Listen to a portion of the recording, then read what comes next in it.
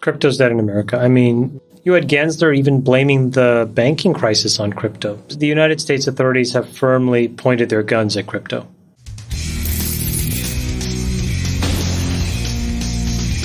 In his most recent podcast, Chamath Palihapitiya shares his opinion regarding high inflation rates, the stock market, the crypto market, and the Fed. The problem with the use of auto GPTs as an example is that the order of magnitude of capital that you need has now just gone down. Yeah. Instead of a $10 million Series A. So we used to be, people in the height were doing $30 and $40 million Series A's into crazy, very bubblish ideas in NFTs and all this other stuff. That's idiotic today. Because a 2 or 3 person company can now do the work of 20 to 30 people. And the amount of capital that they need is really their salaries plus the cost of renting some GPUs on your favorite, pick your cloud. And so all of a sudden you can get huge amounts of progress in weeks and months with hundreds of thousands or low millions of dollars. So if you've raised all of a sudden a $5 billion fund because you were trying to do late stage deals, and now all of a sudden said, well, wait, we'll just pivot to early stage.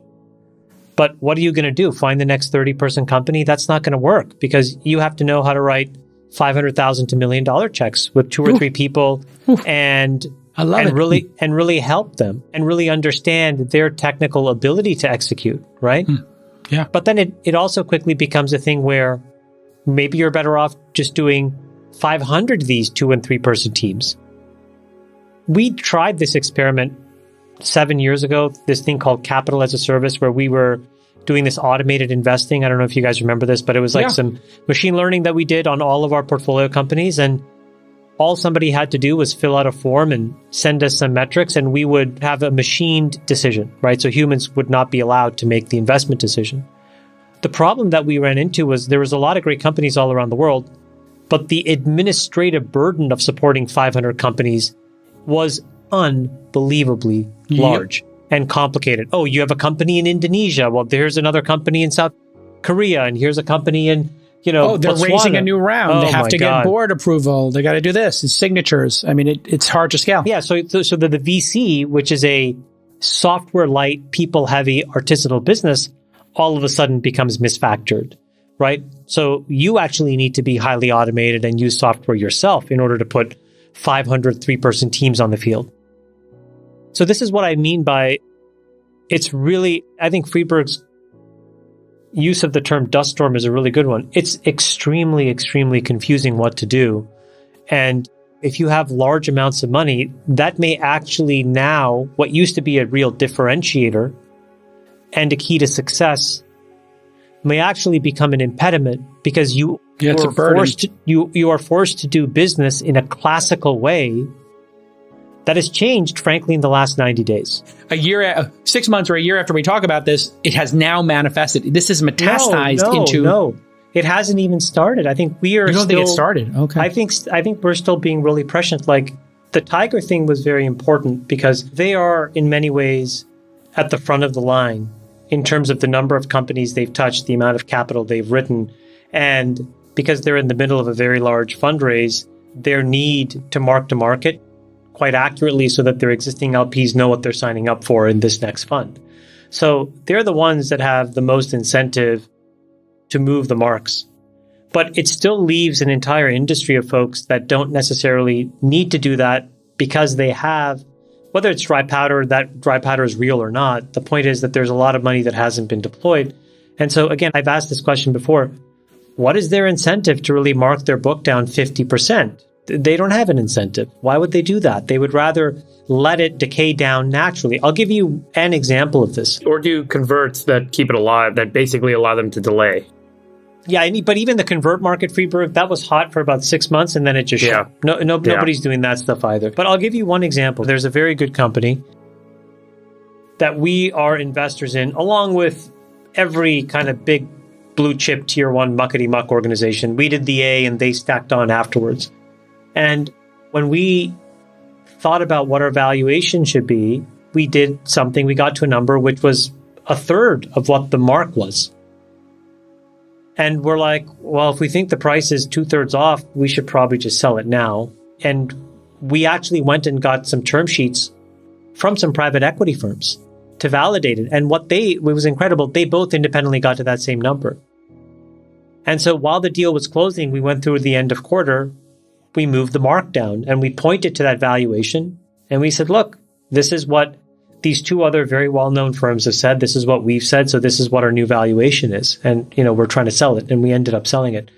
But every other organization didn't touch their valuation, that valuation. Why the private equity folks are such a good backstop in terms of valuation versus, say, venture capitalists? Well, I think that venture capitalists, we tend to be glass half full. And we are conditioned, especially if you do your job well, to be smart buyers of deep out of the money options. What does that mean? It's like when you meet an entrepreneur and you give them $3 or $4 million or $500,000 or whatever at some nominal valuation, you're not trying to get your money back. You're trying to figure out whether he is a Zuck or an Elon or Larry Page, and all of a sudden you get 1,000x on your money back, right? So we are buying these deep out of the money options. Most of them don't hit, but when they do, they can just have these crazy statistical outlier outcomes. Yum, yum. So we're trying to buy the future, and we tend to be believers of what can go right. Private equity has refined a very powerful toolkit of putting 2 or 3 orders of magnitude of the money we put into companies to work on the premise that the glass is actually half empty, and what can go wrong and how do we mitigate that risk. And so they tend to be much more sober, I think, in my experience dealing with them, in what is the true valuation of a business. What are the upsides of a business? What are the warts on a business? They really kind of see the truth, the ground truth, much better than VCs do in general.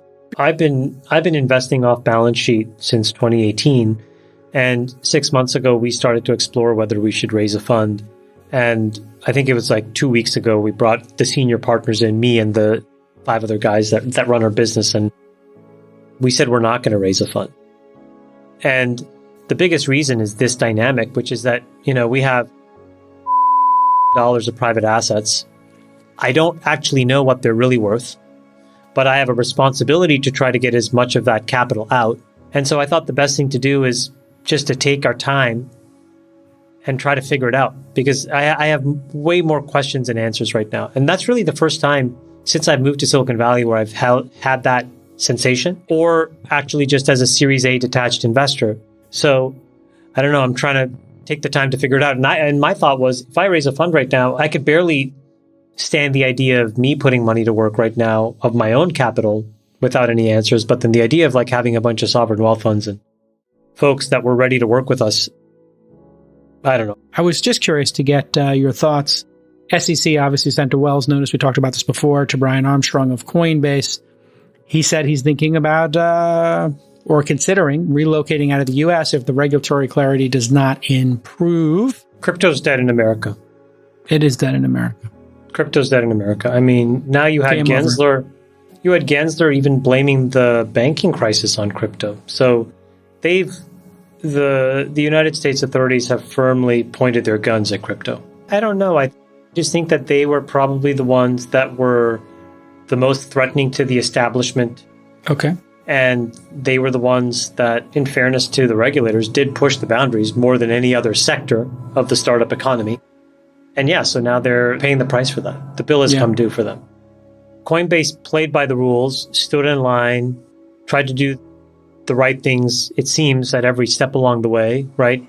Everything from board composition to executive composition to how they tried to interact with the regulators, yet they were probably the furthest away from getting a license. The one that came the closest was the one that was the most fraudulent, which is FTX. Yeah, it was fascinating. How is that even possible? I think the regulate yourself, you use the MPAA. I don't think that's the right example. I think if you're going to regulate yourself, look at the tobacco industry. They tried to regulate themselves, but what they did was just lie to maximize profit in an area that was much less benign than movies and content. Maybe you could have some lascivious content in a movie or a video game or an album, but that was a lot less harmful than smoking, which not just impacted the smoker, but it turned out the secondhand smoker as well, or the secondhand smoke. So it touched everybody, right? You could be in a restaurant, not smoke, and yet. So I think that the self-regulation for areas that impact everybody, independent of whether you participate in the system or not, is where you have to look for good examples, Jason. And I'm not sure there are many good examples of self-regulation in those kinds of systems.